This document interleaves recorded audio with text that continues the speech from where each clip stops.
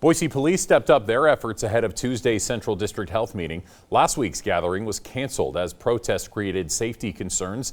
The department also made a change that it says was intended to protect its officers. Our Ricardo Coronado explains why BPD officers wore numbers instead of name tags. The Boise Police Department recognizes a number of protests happening locally and nationally could pose a threat to police officers. It is coming here is specific threats to officers and officers' families who are involved in protest activities. Boise Police took several safety measures at Tuesday's Central District Health meeting. An additional step was having officers wear only their badge numbers instead of their names. So it is very easy for somebody to take an officer's name, especially if they have an unusual name, and find information on that officer, and oftentimes find their home addresses, their family members' names.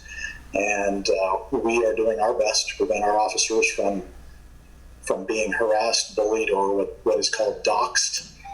A spokesperson with the Boise Police says the change was specific to this event, and officers are back to wearing their name tags.